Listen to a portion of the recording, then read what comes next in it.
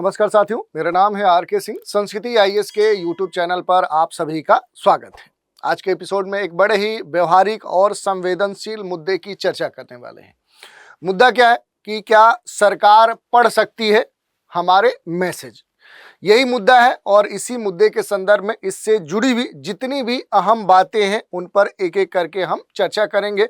देखेंगे कि आखिर इस पूरे मुद्दे की वाकई में सच्चाई क्या है और इस मुद्दे से जुड़े हुए सरकार के स्तर पे कौन से प्रयास, कौन से कानून, कौन से बिल लाए गए हैं, उन पर भी संक्षिप्त रूप से हम बात करेंगे। चलिए देखते हैं कि क्या सरकार पढ़ सकती है आपके मैसेज। ये क्यों चर्चा में विषय आ चुका है, तो इस चर्चा में होने के पीछे अगर कारण की बात करें तो भारत सरकार ने, जो सेंट्रल गवर्नमेंट है, जो केंद्र सरकार है, उसने डिजिटल जांच के तहत 250 करोड़ रुपए की बेहिसाब संपत्ति का खुलासा किया है। ये बात आप देख सकते हैं कि यहाँ पर अपने देश के फिनेंस जो मिनिस्टर हैं, वित्त मंत्री हैं, निर्मला सीतारमण, इन्होंने 25 मार्च, हाल ही में आप देखेंगे तो 25 मार्च गुजरा है, तो इस 25 मार्च 2025 को जो पार्लियामेंट है, जो संसद है, उसमें ये बताया कि इस इंस्टाग्राम अकाउंट्स, व्हाट्सएप जो चैट है और जो गूगल हिस्ट्री है, उसको डिकोड करके ये मामला खुलकर सामने आया है। और इस खुलासे के बाद जो निर्मला जो सीतारमण है, इनकी द्वारा दी गई जो यहाँ पर पूरा ये डेटा था, और इसमें खास तौर पे ये कहा गया कि इंस्टाग्राम के जो अकाउंट्स है, व्हाट्सएप जो चैट है, गूगल जो हिस्ट्री है, इन सभी अलग अलग जो प्लेटफॉर्म है, यहाँ पर अलग अलग जो अकाउंट्स है उनको डिकोड करते हुए ये खुलासा किया गया है कि बड़ी मात्रा में, कहीं ना कहीं देखें तो जो 250 करोड़ रुपए का जो बेहिसाब एसेट है वो खुलकर सामने आया है। लेकिन इस घोषणा के साथ ही ये जो वित्त मंत्री ने सूचना दी, इस सूचना और इस खुलासे के बाद इस पर कई तरह के जो प्रश्न हैं वो उठ खड़े हुए हैं। जैसे ये कहा जा रहा है कि क्या सरकार सामान्य जनमानस, जो आम आदमी है, उसके जो व्हाट्सएप चैट है, क्या उसको पढ़ सकती है? ये इसे अधिकार मिला हुआ है। और क्या नया कानून सभी को डिजिटल डेटा पर नजर रखने का अधिकार देगा? ये एक महत्वपूर्ण विषय है और इसी कारण से ये मुद्दा आजकल सुर्खियों में है, गरमाया हुआ है। तो देखें थोड़ा सा कि वित्त मंत्री ने इस पूरे मामले के संदर्भ में आखिर क्या कहा है। तो देखिए, वित्त मंत्री जो निर्मला सीतारमण है, उन्होंने बताया है कि जांच एजेंसियों ने व्हाट्सएप चैट डिकोड करके 90 करोड़ के क्रिप्टो एसेट्स का खुलासा किया है। और ये कहां से हुआ है? तो किसी व्यक्ति का जो व्हाट्सएप अकाउंट है, जो उसका चैट है, उसको डिकोड किया गया, यानी कि जो उसका व्हाट्सएप चैट है, जो उसका एक तरह से प्राइवेट मामला माना जाता है, उसके प्राइवेसी के अंतर्गत आता है, लेकिन उसको कहीं ना कहीं इन सरकारी एजेंसियों के द्वारा पढ़ने के लिए डिकोड किया गया है, उसे कहीं ना कहीं देखा गया है। फर्जी बिलों और काले धन के रैकेट से जुड़े हुए 200 करोड़ रुपए का पता लगाया गया है। और गूगल हिस्ट्री से गैर कानूनी जो नकदी है वो छिपाने के जो ठिकाने हैं उनका भी पता लगाया गया है। पूरे मामले में जो इंस्टाग्राम है, जो इंस्टाग्राम अकाउंट्स हैं, उससे जो भी बेनामी एसेट्स हैं और जो महंगी गाड़ियां हैं, उनके असली जो मालिक हैं उनका भी पता लगाया गया है, ये पता चला है। और इस कारण से अब ये जो मुद्दा है, अब चर्चा का विषय बना हुआ है कि इस पूरे मुद्दे में अब ये कहा जा रहा है कि ये तो ठीक है, जो बातें जैसे भी पता लगाई गई, ये सारी बातें ठीक है, लेकिन क्या जो गवर्नमेंट है, जो सरकार है, उसको किसी के प्राइवेट व्हाट्सएप चैट को पढ़ने की आज़ादी मिलनी चाहिए? क्या कोई जो व्यक्ति है उसकी अपनी कोई प्राइवेसी नहीं है? और क्या अब जो नया कानून है वो सभी के लिए जो डिजिटल आंकड़े हैं उन पर नज़र रखने का अधिकार देता है? ये सारी जो बातें हैं अब खुलकर सामने आ चुकी हैं। और इसी पूरे मामले में अगर हम बात करें तो जो व्हाट्सएप चैट है, ये तो इनक्रिप्टेड होती है, लेकिन सरकार ने इनसे आखिर डेटा कैसे निकाल लिया? क्योंकि यहाँ पर निर्मला सीतारमण ने ये बताया कि जो सरकारी एजेंसियां हैं, इन्होंने व्हाट्सएप चैट को डिकोड किया है और अलग अलग, जैसे गूगल है, कह सकते हैं इंस्टाग्राम है, उन अकाउंट्स को डिकोड करके ये जानकारी निकाली गई है। तो देखिए, इस पूरे मामले में देखें कि जो ये कहा जाता है कि जो व्हाट्सएप चैट है ये तो इनक्रिप्टेड होता है, सुरक्षित होता है। तो सरकार जो है वो व्हाट्सएप जैसे जो प्लेटफॉर्म है उनसे सीधे क्या करती है कि डेटा एक्सेस नहीं कर सकती है। लेकिन जांच एजेंसियों को आरोपी के जो फोन होते हैं, जो फोन नंबर होते हैं, जो फोन डिवाइस होता है और जो इस तरह के डिजिटल डिवाइस है, उनको जब्त करने का जो कानूनी अधिकार है वो प्राप्त है। और जब किसी व्यक्ति का कोई भी डिजिटल डिवाइस जब्त होता है तो पासवर्ड और अन्य जो सुरक्षा उपाय हैं उनको बाईपास करके उस डिवाइस में जितने भी डेटा होते हैं, जो आंकड़े होते हैं, उनको क्या किया जाता है, उनको इनकोड किया जाता है, डेटा सारे निकाल लिए जाते हैं। और ऐसा ही हाल ही में जो आर्यन खान है उस केस में और सुशांत सिंह जो राजपूत हैं उनके मामले में भी किया गया है। तो इस तरह की जो बातें हैं वो होती हैं। इसके अलावा अगर हम बात करें कि क्या सरकार सभी के मैसेज पढ़ सकती है, ये सबसे महत्वपूर्ण गंभीर मुद्दा है। ये काफ़ी संवेदनशील मुद्दा भी माना जा रहा है, क्योंकि अब तक हम यही जानते हैं कि हम कुछ भी किसी को मैसेज कर रहे हैं या हमारा जो प्राइवेट मैटर है वो हमारे तक ही सीमित है। लेकिन जब से इस तरह का जो मामला खुलकर आया, इससे ये प्रश्न लाजमी हो गया है कि जो सरकार है क्या सभी के मैसेज पढ़ सकती है या कुछ लोगों के ही मैसेज पढ़ सकती है, कुछ परिस्थितियों में ही मैसेज पढ़ सकती है।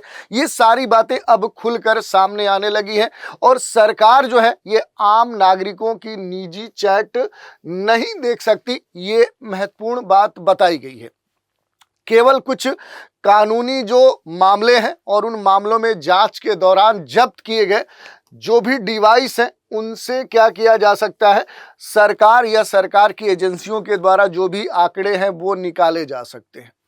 जो डिजिटल सर्विस लांस है और जो जबरन जासूसी है उसके लिए जो भी स्पाईवेयर है जैसे पेगासस इसमें शामिल है, इसका इस्तेमाल जो है वो अवैध माना जाता है। इस पूरे मामले में देखें तो जो सरकार है, सरकार को जो भी पर्सनल डेटा होते हैं उसे एक्सेस करने का अधिकार किस कानून से मिलता है, अगर इसकी बात करें तो सरकार को 3 प्रमुख कानूनों के तहत किसी भी आरोपी का जो डिजिटल डेटा है वो निकालने और उसके जांच करने का अधिकार प्रदान किया गया है। जिसमें देखें तो इनकम टैक्स एक्ट 1961 आता है, दूसरा आता है इंफॉर्मेशन टेक्नोलॉजी आईटी एक्ट जो 2000 का है, तीसरा है कि दिसंबर 2018 में कुछ गृह मंत्रालय ने कुछ खास गाइडलाइंस दिए जिसके तहत ये अधिकार प्राप्त है। अब एक एक करके सब पर हम बात करते हैं। जैसे देखें कि इनकम टैक्स एक्ट 1961 क्या कहता है, तो इसकी जो धारा 132 है उस धारा के तहत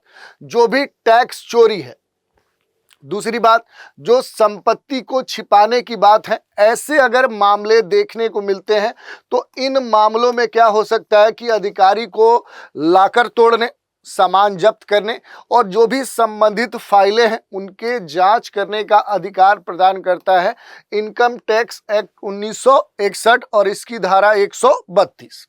अगर आरोपी जो है वो जांच में अधिकारियों का सहयोग नहीं करता है और पासवर्ड अगर वो नहीं देता है तो जो भी वहां पर मौजूद अधिकारी है या उससे संबंधित जो भी अधिकारी है वो क्या कर सकते हैं, तो उसके कंप्यूटर या कोई भी जो डिजिटल डिवाइस है उस तक अपनी पहुंच कर सकते हैं। तो ये बात कही गई है।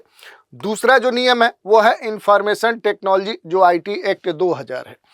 ये अधिनियम क्या कहता है, तो इस कानून के तहत जो भी इलेक्ट्रॉनिक जो रिकॉर्ड्स हैं जैसे मोबाइल डेटा है, ऑनलाइन जो गतिविधियां हैं, उनकी जांच की जा सकती है। दूसरी बात करें तो जो टैक्स चोरी है, इस चोरी की जांच में जो भी मोबाइल है वो जब्त करने के बाद व्हाट्सएप जो चैट है, जो गूगल सर्च है, उसकी हिस्ट्री क्या की जाती है, यहाँ पर खंगाली जाती है, उसकी हिस्ट्री हासिल की जाती है।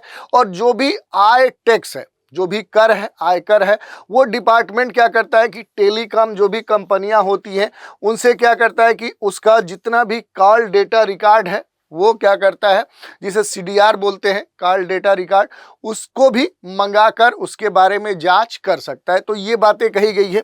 इसी क्रम में देखें तो दिसंबर 2018 में जो होम मिनिस्ट्री है इसका आदेश आया कि 10 सरकारी एजेंसियां, कौन कौन सी, सीबीआई, ईडी, आईबी, रा, नेशनल जो इन्वेस्टिगेशन एजेंसी है, और एनसीबी, डीआरआई, दिल्ली पुलिस और जो आयकर विभाग है, इसको डिजिटल सर्विस लॉन्च का अधिकार अब प्रदान किया गया है। और ये जो आदेश है ये इंटरनेट ऑनलाइन जो भी एक्टिविटीज़ हैं, डिजिटल संबंधित जो भी इंस्ट्रूमेंट्स हैं, उपकरण हैं, उनकी निगरानी की अनुमति प्रदान करता है।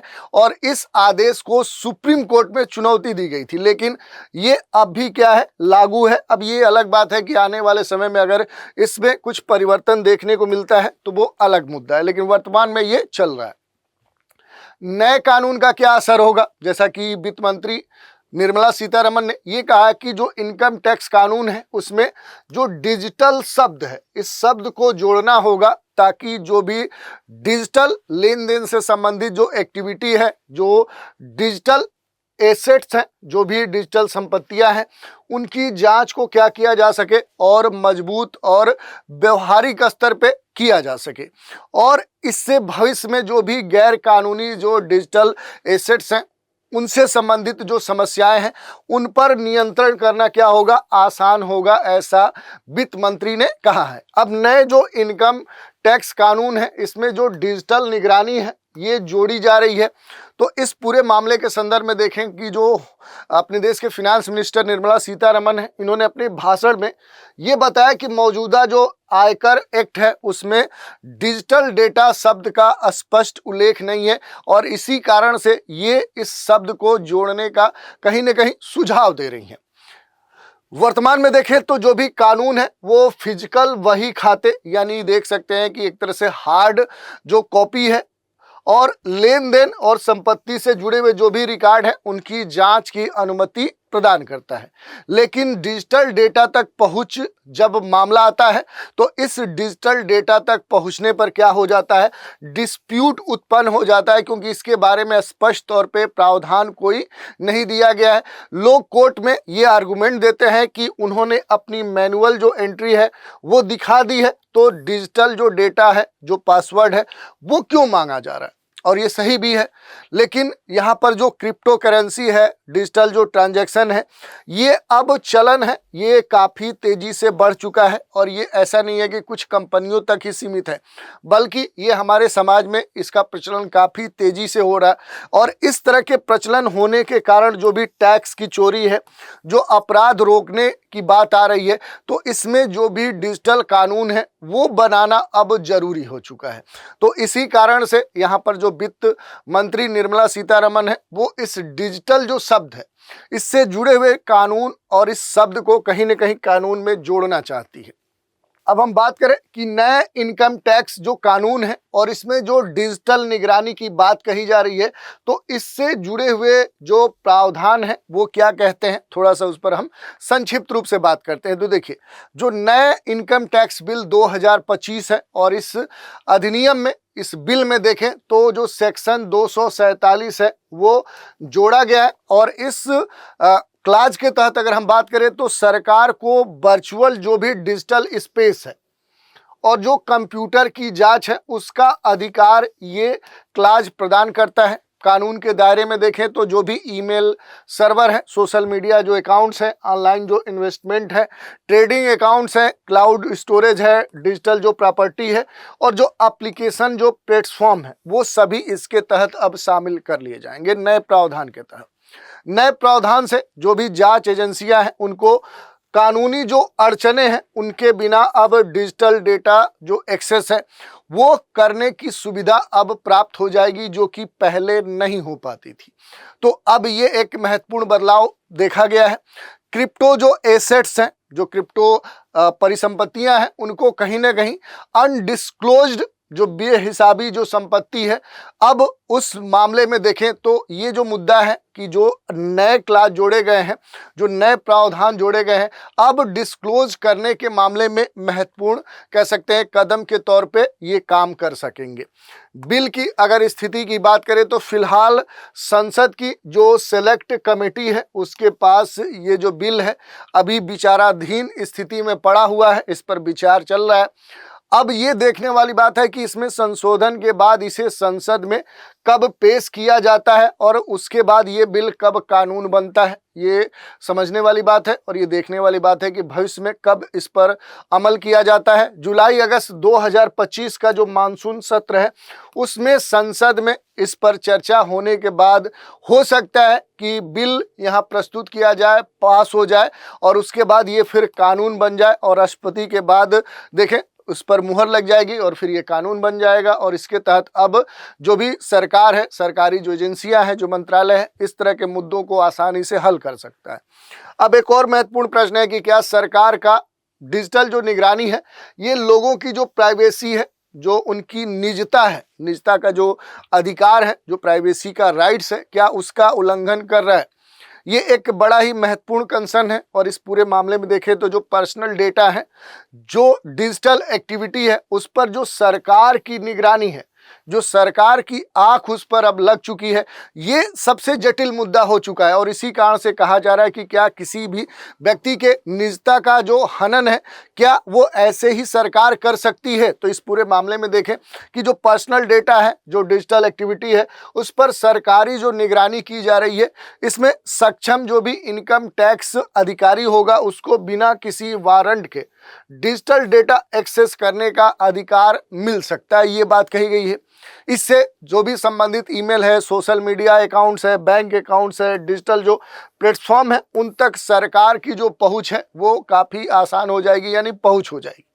दूसरी बात करें कि जो राइट टू प्राइवेसी है, उस पर जो खतरे की बात कही जा रही है, उसके उल्लंघन की बात कही जा रही है। तो 2017 में जो सुप्रीम कोर्ट है उसने जस्टिस के.एस. जो पुट्टू स्वामी है उनके जुड़े हुए उनसे एक केस में जो प्राइवेसी है इसको मौलिक अधिकार करार दिया था कि ये क्या है, ये एक मौलिक अधिकार है, फंडामेंटल राइट्स है और सरकार को फाइनेंशियल जो डेटा है वो एक्सेस करने का अधिकार है। लेकिन अगर डिजिटल कम्युनिकेशन भी निगरानी में आ गया तो फिर प्राइवेसी क्या होगा, उसका उल्लंघन होगा। जैसे उदाहरण के तौर पे अगर बात करें कि अपने विदेश यात्रा की और फेसबुक पर फोटोज डाली तो सरकारी जो खर्च है उसका हिसाब लगाया जा सकता है, लेकिन आपकी पर्सनल जो फोटोज है वो देखना क्या होगा, वो प्राइवेसी का उल्लंघन होगा। तो इस तरह की बात कह सकते हैं कि यहाँ पर कानून के द्वारा व्याख्यायित की गई है। इसके अलावा अगर देखेंगे तो जो भी राजनीतिक हित है उनके लिए कानून के दुरुपयोग का खतरा भी एक महत्वपूर्ण कह सकते हैं कि प्रश्न के तौर पे उठ खड़ा हुआ है, क्योंकि ये जो कानून है, इस कानून का उपयोग सिर्फ टैक्स चोरी रोकने तक सीमित नहीं रहेगा, बल्कि जो भी विरोधी हो, एंटी हो, विपक्षी नेता हैं, उनके खिलाफ भी इसका इस्तेमाल करते हुए कहीं ना कहीं इसका दुरुपयोग होने का भी खतरा सामने दिख रहा है। दूसरी बात देखिए, अगर हम बात करें कि जो भी सामान्य नागरिक हैं उन पर निगरानी और कार्रवाई का जो डर है अब वो हमेशा बना रहेगा। इस तरह का डर उन्हें हमेशा सताएगा और शक के आधार पर किसी को भी निगरानी का शिकार बनाया जा सकता है। जैसे आप कई सारे मूवी में देखते होंगे कि अगर कोई इस तरह का व्यक्ति है जो इस तरह के किसी भी जांच एजेंसी में काम करता है तो आसानी से अपनी जो बात है किसी के ऊपर थोपने लगता है, क्योंकि सामने वाला डरने लगता है कि कहीं हमारे किसी भी प्राइवेट कोई प्राइवेसी इस तक पहुंच ना पाए। ये कई सारी मूवी में आपने देखा होगा, तो वही बात यहाँ पर कही जा रही है। इसके अलावा जो सोशल मीडिया पोर्ट्स हैं, जो ऑनलाइन शॉपिंग है, जो डिजिटल पेमेंट है, ऐसे कई सारे जो जांच है उनके दायरे में अब ये पूरा मामला आ सकता है। और इससे कहीं ना कहीं जो सर्विस लांस है वो स्टेट की जो ऐसी स्थिति है वो भी बन सकती है। तो इस कारण से देखें तो ये जो मुद्दा है अब हमारे लिए चर्चा का विषय बन चुका है। तो इस तरह से इससे जुड़े हुए जितने भी अहम पहलू थे उन पर हमने बात की कि आखिर ऐसा क्या हो गया है जिस कारण से अब ये कहा जा रहा है कि भारत में सरकार पढ़ सकती है आपके मैसेज। ऐसा क्यों हमने कहा, तो क्योंकि सदन में, संसद में देखें तो देश की जो फिनांस मिनिस्टर है निर्मला सीतारमण, उन्होंने इस मामले से जुड़े हुए कुछ खास जो कह सकते हैं कि जो इन्फॉर्मेशन है, जो सूचना है, वो साझा की। और इसी संदर्भ में अब कई सारे जो प्रश्न हैं वो उठ खड़े हुए कि क्या सरकार व्हाट्सएप जो चैट है उसको पढ़ सकती है? क्या जो नया कानून बिल जो कि लाया गया है, जो कि अभी विचाराधीन है, क्या वो जो कानून है सभी के लिए जो डिजिटल डेटा है उस पर नज़र रखने का अधिकार देगा? तो ऐसे बहुत सारे जो विषय थे उन पर हमने एक एक करके डिटेल से चर्चा की। तो आज के एपिसोड में इतना ही। आप सभी हमारे साथ बने रहें, इसके लिए धन्यवाद।